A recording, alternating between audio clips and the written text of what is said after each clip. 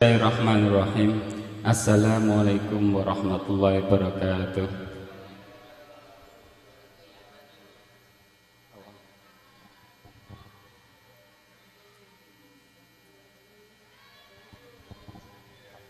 Alhamdulillah. Alhamdulillahilladzi qad at'amana bi ni'matil imani wal islam. Wassalatu wassalam ala ashrafil anam sayyidina wa maulana Muhammad ibn Abdillah khatamul anbiya wa rusul, amma ba'du. Yang kami hormati Ibu Kepala Madrasah MA Al-Azhar, Ibu Uswatun Hasanah SHI MPD.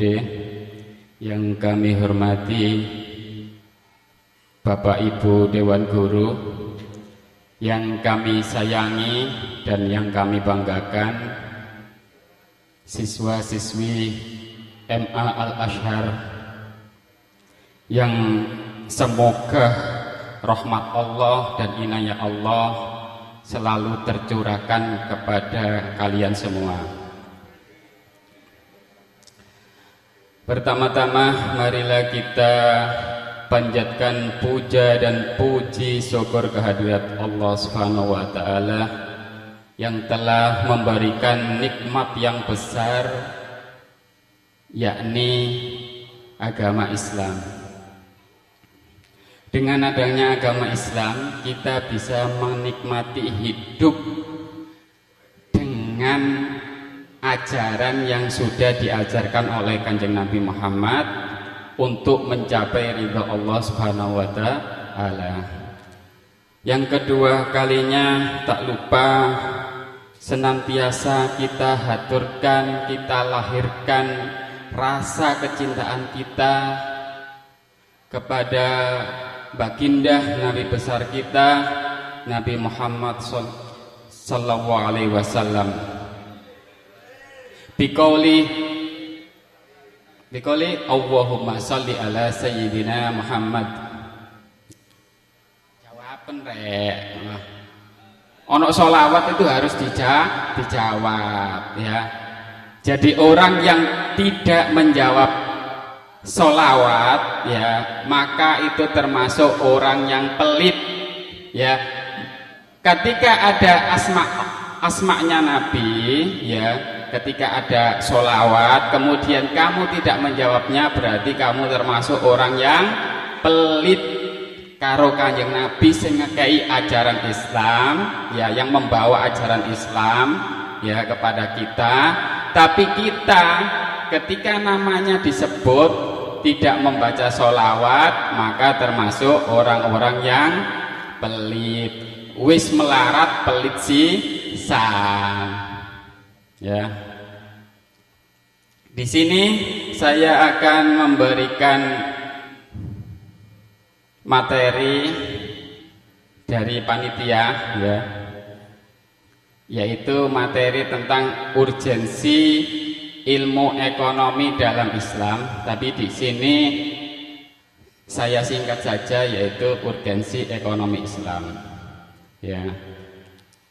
Kalian pasti sudah belajar tentang ilmu ekonomi ya, dari kelas 10, kelas 11, dan kalian juga pasti tahu apa itu ilmu ekonomi ya. Jadi untuk mereview kembali materi yang ada di KPM ya, saya tanya sebelum saya mulai materi, saya tanya apa itu ilmu ekonomi, dan ilmu ekonomi, kata ekonomi itu berasal dari bahasa mana? Ada yang tahu? Absen ini gini, tak delekane sing iso jawab iki kira-kira. Sini absennya bawa ke sini. Saya mau apa? Absennya salah siji sapa? Gus absen salah siji, bawa ke sini. Kelas sulas saya sing rodok senior iki. Ayo.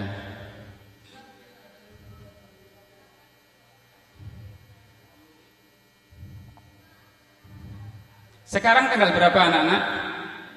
25. Kono ya sesuai sampai jam 25 ya.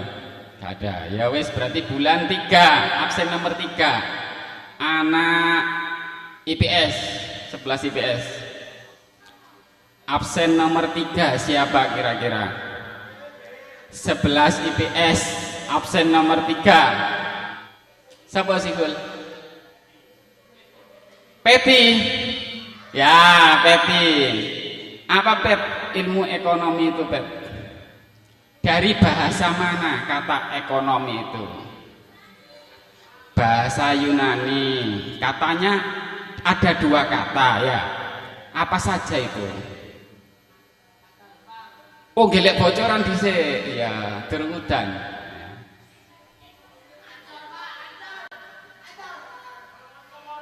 Apa? Kasih mic. Ada mic lagi enggak? Kepo. Eko dan nomos. Apa artinya itu?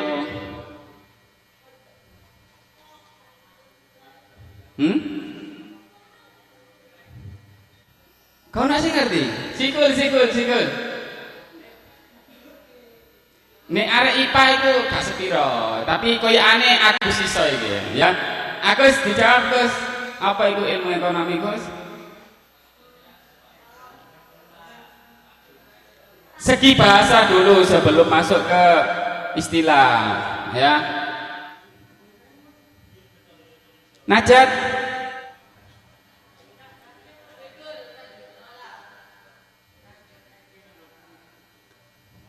Ayo biar saya lanjut materinya ini ya.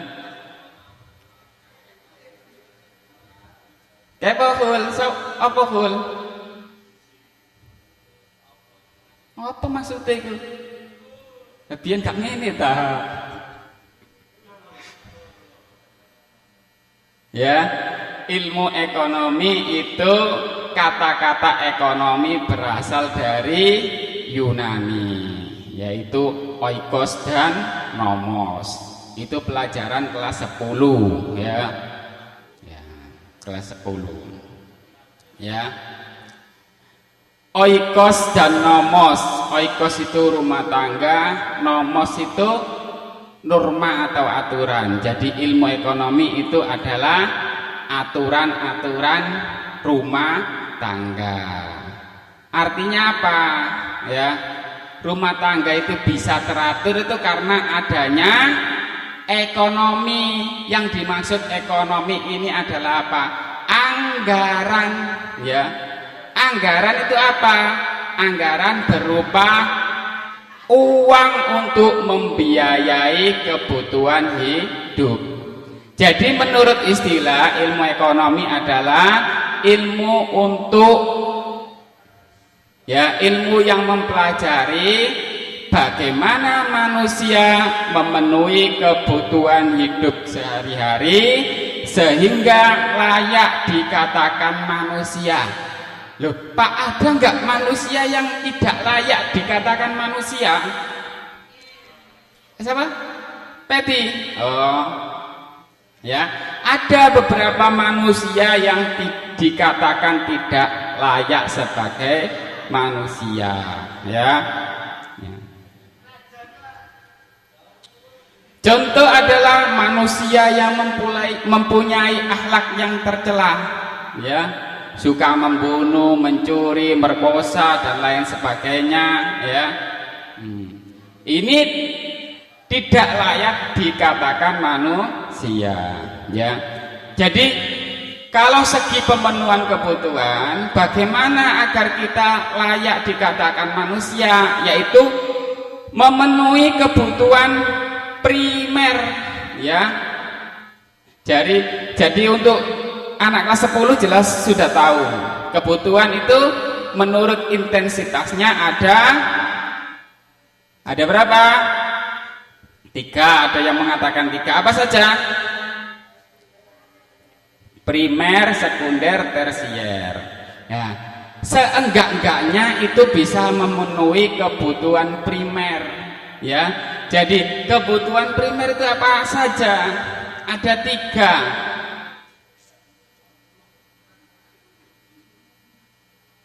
Apa saja itu? Ayo, mosok gak ngerti ya?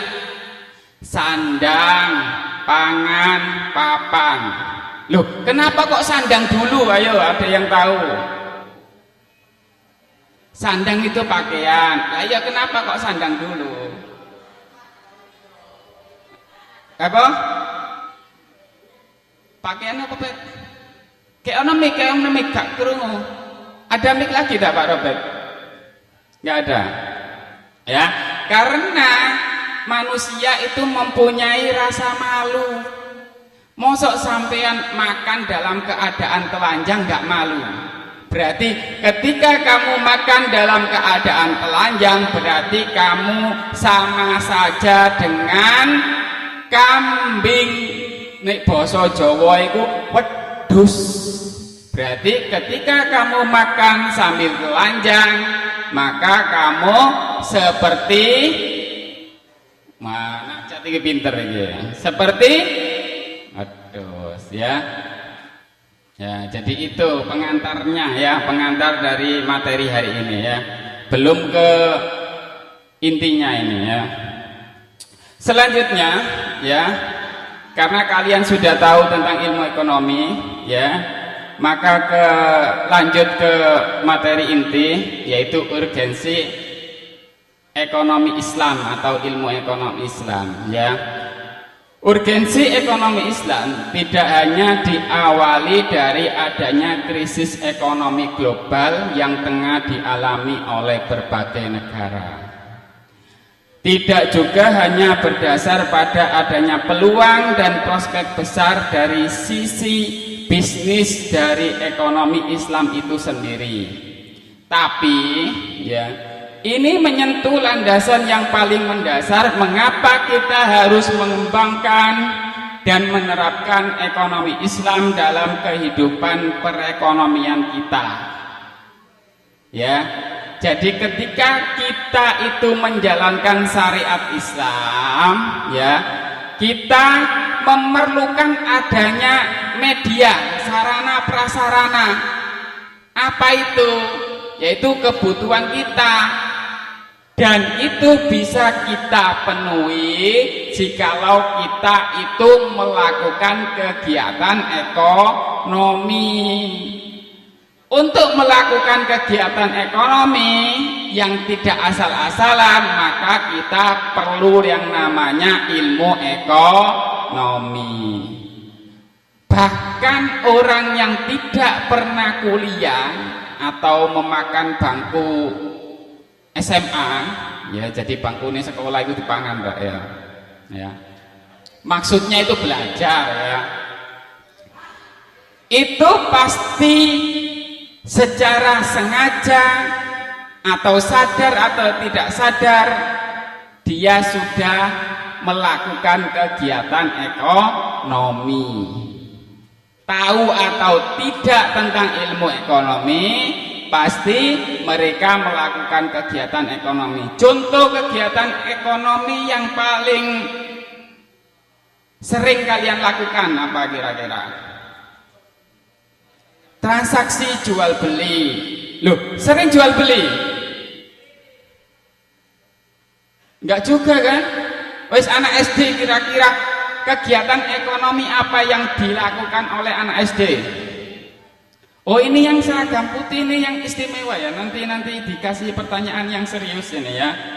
Ya, seragam putih ini nanti yang dikasih pertanyaan serius ini kayaknya ya. Kira-kira apa kegiatan ekonomi yang dilakukan oleh anak SD? Minta uang jajan. Loh, kok bisa minta itu bisa dikategorikan kegiatan ekonomi? Tujuannya kan untuk memenuhi kebutuhan. Jadi segala sesuatu untuk memenuhi kebutuhan dikatakan tindakan ekonomi. Jadi wong ngemis itu termasuk melakukan kegiatan ekonomi. Loh, kegiatan ekonomi itu ada yang positif dan negatif. Yang positif ya, Contohnya adalah bekerja dengan mencari yang halal. Itu yang diwajibkan dalam Islam, ya.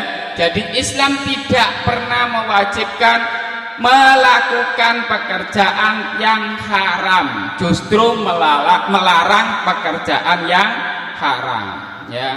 Ya. Dari sini, ya, muncul urgensi darurat, ya. Pentingnya ilmu ekonomi Islam.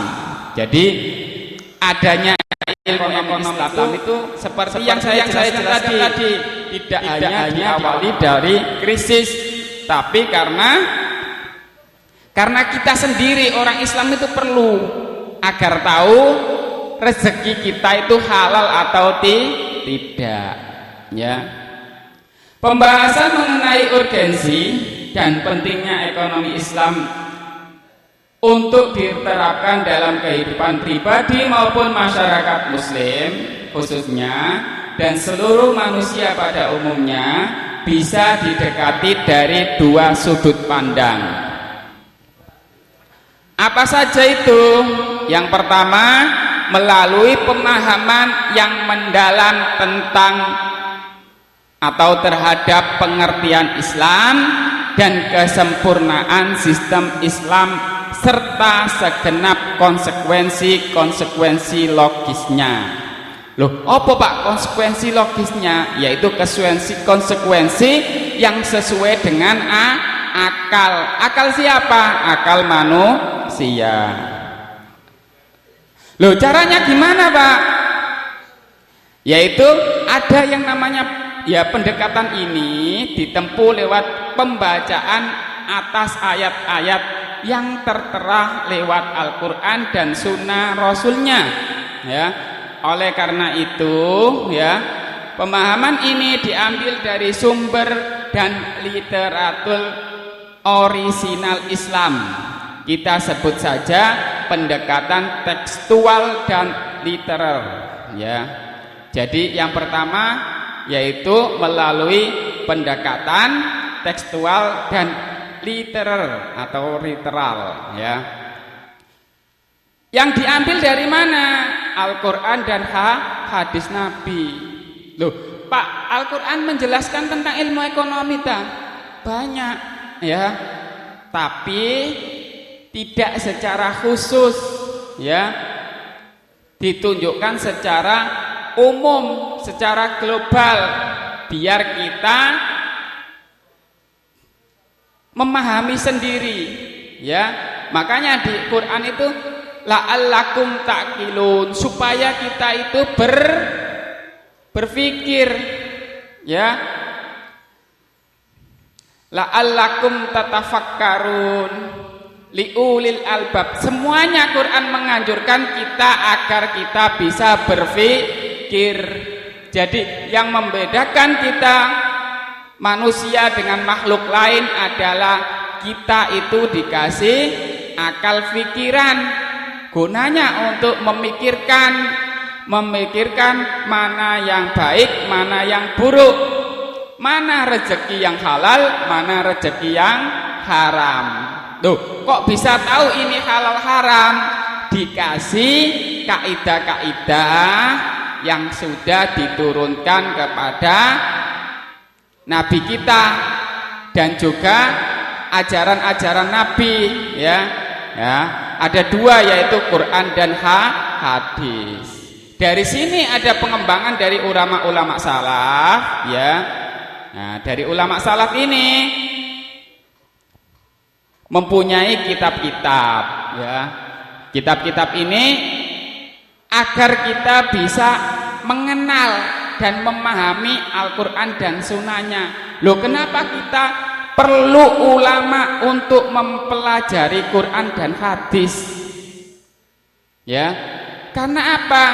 Kadang ilmu kita belum lengkap untuk memahami itu. Takutnya nanti salah tafsir, seperti yang kajian tadi sebelum saya, itu kan kajian tafsir. Loh, gimana cara mempelajari tafsir? Kita perlu belajar ilmu tafsir. tafsir. Kalau dalam bahasa Arabnya namanya ulumut tafsir. Ya. Loh. Mudah nggak belajar tafsir itu? Tadi sudah dijelaskan belum? Iya Gus. Tadi dijelaskan nggak cara untuk belajar tafsir? Ayo didelok catatane, ada nggak tadi? Ya. Kalau sudah bisa menafsiri Al-Qur'an dan hadis, ya, kita ambil ya satu tentang ekonomi. Jadi kita ambil ada yang tentang ekonomi, ya. Ini yang menjadi pendekatan pertama, ya.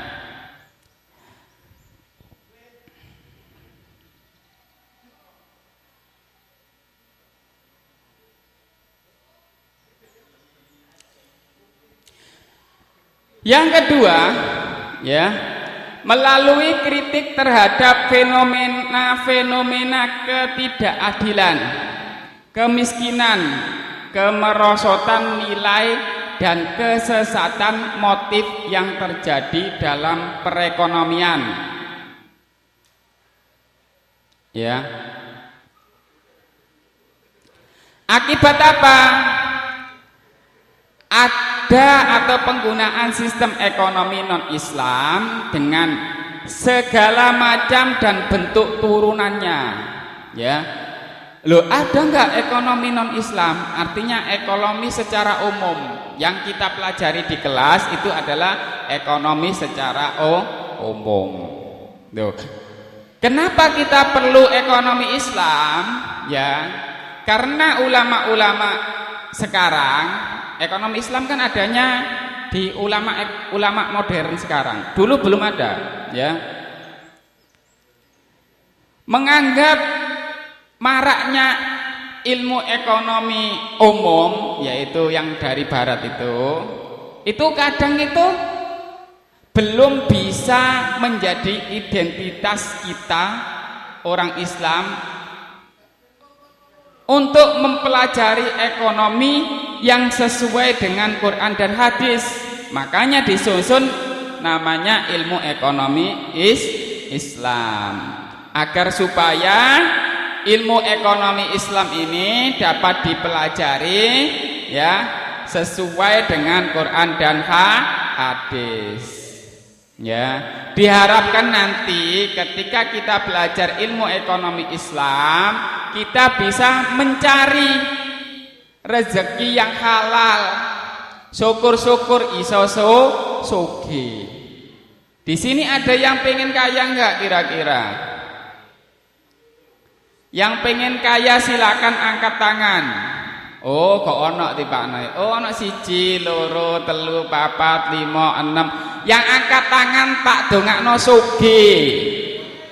Sing gak angkat tangan tak dongakno ya pas-pasan ae lah. Sakno nek melarat iku. Ya, mosok gurune ndongakno muridé melarat kan ojo lho ya. Ya. Jadi ya, saya doakan yang angkat tangan semoga menjadi orang kaya, minimal kaya hati. Loh, gimana Pak kaya hati? Kaya hati itu adalah merasa cukup atas pemberian Allah. Ya, jadi misal sedina oleh duit 10.000, ya disyukuri, ya, karena sudah cukup dengan pemberian Allah. Apalagi ini kan momennya kan Ramadan. Setelah sholat tarawih itu kita kan baca doa kan, imamnya kan baca doa. Kalian tahu nggak arti doa itu? Ya, ada doa tarawih, ada doa witir. Di salah satu doa witir itu ada satu kalimat, yaitu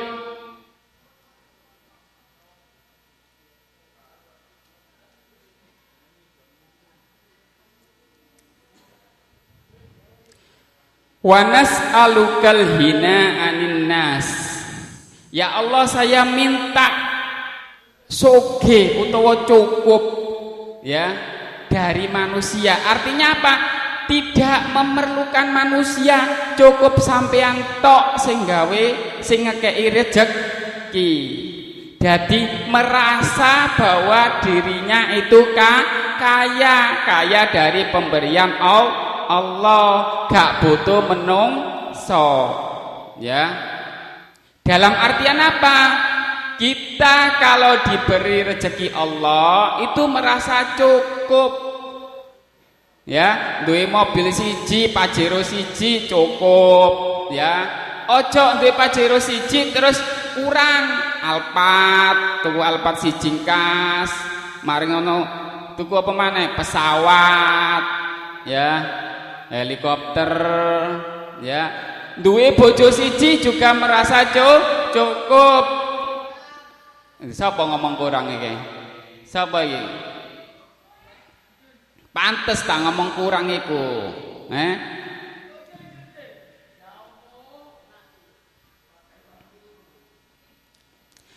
Selanjutnya, ya. Karena pendekatan yang kedua ini berangkat dari pemahaman dan fenomena. Fenomena apa? Ketidakadilan. Coba kamu lihat di sekitar kalian, ya. Banyak enggak terjadi ketidakadilan? Contoh, sampean nambang, ya. Sampean itu nasabah duwe sampean nambang itu mek 10 juta. Kemudian ada orang datang turun dari mobil, ya. Kemudian disambut satpam, ya. Kemudian disuruh naik ke lantai 2. Loh, siapakah nasabah yang turun dari mobil itu? Kok perlakuannya beda dengan nasabah yang uangnya 10 juta? Ada nggak perlakuan seperti itu? Nah, terus menurut kalian itu adil atau tidak? Ayo, menurut sampean ngono iku adil ta gak? Memperlakukan orang sesuai uangnya. Ayo. Tidak. Berarti menene sampean jadi direktur bank, ojo memperlakukan seperti itu. Tapi kenyataannya adil dan tidaknya itu kita tidak bisa menilai. Ya, bagi kita tidak adil, tapi bagi orang lain adil. Ya, contoh ini. Ibu sampean duwe duit 50. Terus ibu sampean duwe anak telu. Ya, sing siji ku sampean sekolah alia, sing siji adik sampean sekolah MI, sing siji ku TK. Kira-kira ibu sampean ngekei sangu podo apa siji? Adil nggak gitu? Hah? Bagi adik sampean nggak adil. Misal ngene, adik sampean dikei sing TK dikei 5.000. Ya. Mari ngono sing MI dikei 10.000, sing sampean dikei 30.000. Adil ta gak? Hah? Bagi sampean. Sampean kan seneng dikei 30.000. Loh, bagi adik sampean kan sing nggak ngerti kan nggak adil kan? Nah, berarti adil dan tidaknya tergantung persepsi orang. Tapi bagi ibu sampean, ya, yang sudah paham tentang kehidupan, ya, sudah pernah merasakan pahit, manis dan asinnya garam, ya, garam kehidupan maksudnya, ya. Maka hal seperti itu menurut ibu sampean adil karena tahu kebutuhan sampean lebih besar daripada adik sampean. Jadi adil itu tidak harus sama.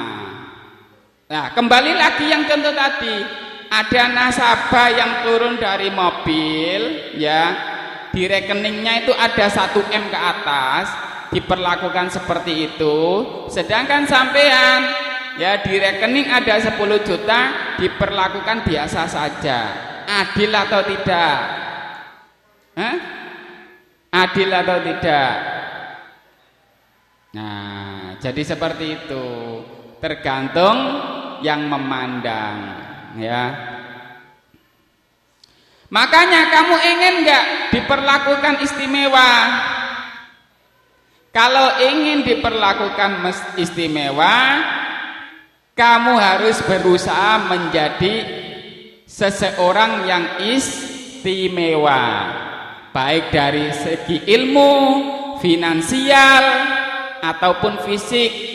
Ya, perempuan pasti suka cowok yang ganteng, soge, pinter, ya atau tidak? Misal ada cowok ganteng, soge, bodoh, mau gak kira-kira? Nek sing wedok seneng Pak, gak apa-apa Pak, kena dibojoi ngono. Ayo jelas iki sing wedok jelas ngomong ngono. Cindy barang iku ngelek sing ngono kayane ya.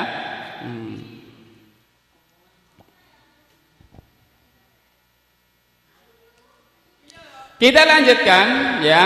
Jadi pendekatan yang kedua yaitu pendekatan kontekstual atau fenomenologis atau didasarkan pada fenomena.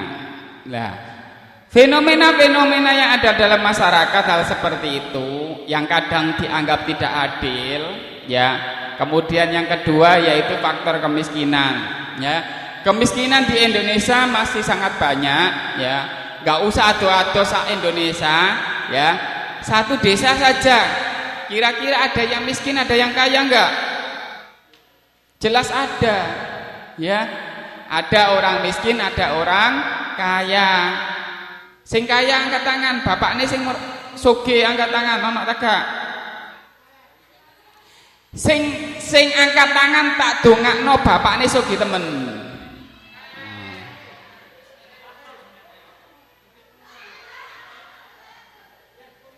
Iki Ramadan mustajab loh ya, engko ya. Kalau misal ya ngapunten, kalau semisal nanti ada yang nggak punya bapak berarti tak dongakno keluargae utawa ibuke sugih, ngono lho, ya.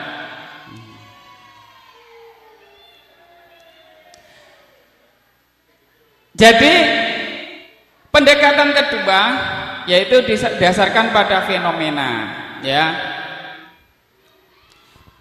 Kita lanjutkan. Kita meyakini Islam tidak hanya sebagai seperangkat ibadah ritual.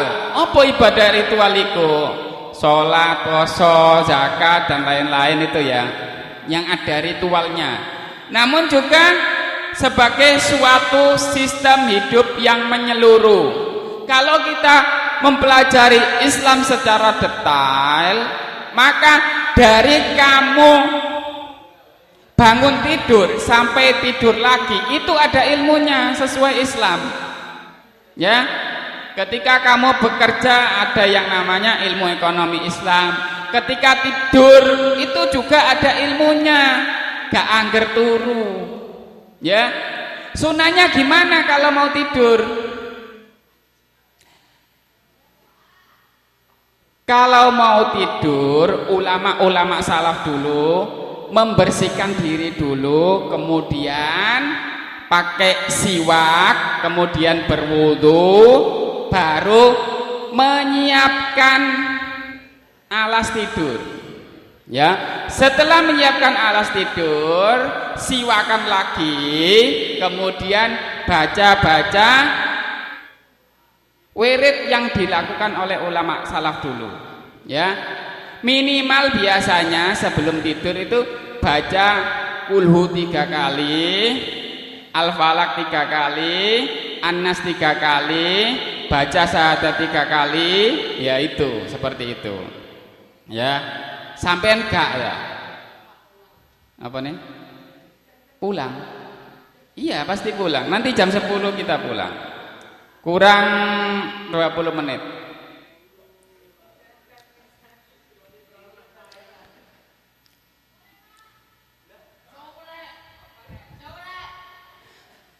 Sebagaimana Allah berfirman, ya, yang artinya adalah pada hari ini telah kusempurnakan untuk kamu agamamu, telah kucukupkan untukmu nikmatku, dan telah kuridhoi Islam menjadi agamamu.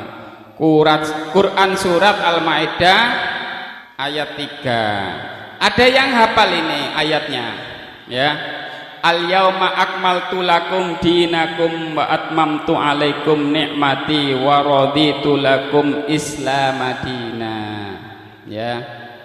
Ngerpek loh. Ya. Hal terkait dapat dilihat juga di Quran surat Al-Baqarah 208. Ini enggak saya sebutkan karena saya enggak hafal, ya. Selanjutnya prinsip-prinsip kesempurnaan dan universalitas Islam dirangkum oleh seorang mujahid dan mujadid besar abad 21, yaitu Hasan al-Banna, dengan sebuah kalimat yang indah dan mengena. Islam adalah sistem yang syamil, menyeluruh, yang mencakup seluruh aspek kehidupan. Ia adalah negara dan tanah air, pemerintah dan umat, akhlak dan kekuatan, kasih sayang dan keadilan, peradaban dan undang-undang, ilmu dan peradilan, materi dan kekayaan alam, penghasilan dan kekayaan, jihad dan dakwah, pasukan dan pemikiran, ya. Sebagaimana ia juga adalah akidah dan ibadah yang benar, ya. Jadi menurut Hasan al-Banna, ya, Islam itu adalah sistem yang syamil, menyeluruh. Jadi ketika kita mempelajari Islam secara kafah, maka kita juga diatur oleh Allah dan Rasulnya dalam hal sekecil apapun. Contoh, makan ada aturannya dalam Islam, ya. Yang pertama, makanan itu harus halalan thayyibah, ya. Meskipun halal harus baik. Baik di sini dalam arti apa? Dalam arti semua hal, terutama kesehatan. Contoh, ya, misal ada seorang yang berumur 60 tahun. Dia mempunyai diabetes. Kemudian makan yang manis-manis.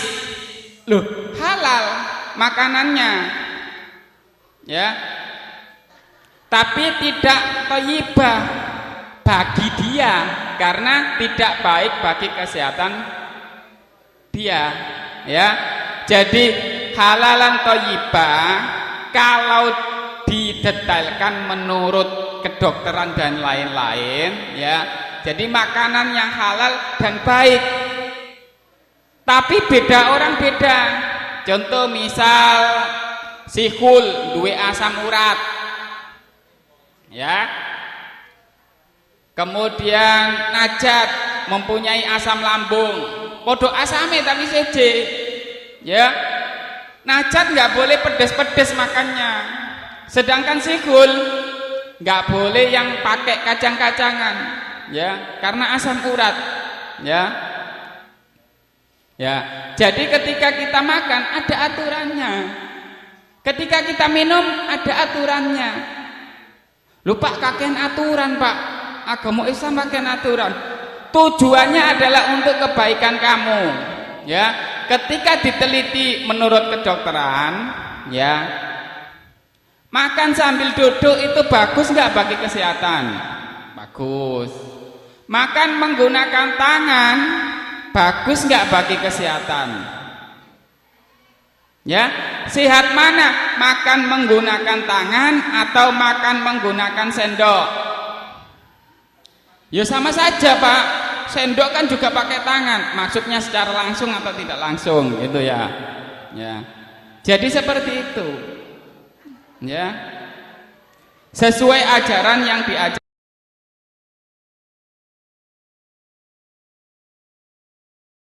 Apa ia ada? Dari mana datangnya alam yang luas ini? Siapa yang mula-mula menciptakan alam semesta? Kenapa kita mati? Ya. Untuk pertanyaan pertama, dari mana manusia berasal? Kalian bisa menjawab gak kira-kira pertanyaan ini? Dari mana manusia berasal? Dari mata. Ya. Loh, tergantung kajiannya. Dari mana manusia berasal? Kalau menurut ilmu kedokteran, manusia berasal dari mana? Dari air mani. Ya. Manusia berasal dari ya. Kemudian ditanamkan pada rahim. Ya, selama 9 bulan ya, menjadi sebuah makhluk yang mulia, yaitu manusia, makhluk yang sempurna. Lahir ya tanpa membawa apa-apa. Sopo sing lahir terus nggawa koper, ono tak gak kira-kira? Pak, aku biyen lahir nggawa koper, Pak. Enggak ada. Semua manusia, baik sing saiki dadi presiden, sing wingi dadi presiden, dan apapun itu, lahir tetap dalam keadaan fitrah, keadaan suci, ya. Tapi tidak bawa apa-apa, bahkan ilmu pun tidak, ya.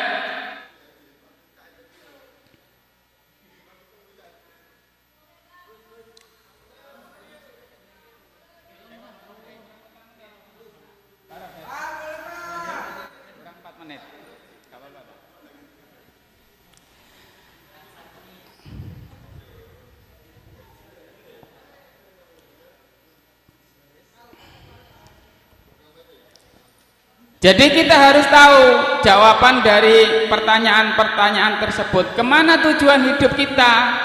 Ya, kita juga harus tahu untuk apa kita ada. Ya, kita juga harus tahu.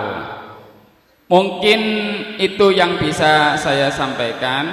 Ya, jikalau ada tingkah laku saya yang salah atau kurang berkenan, atau kata-kata saya yang kurang etis dan lain-lain, saya sebagai pribadi, ya, saya pribadi mohon maaf sebesar-besarnya.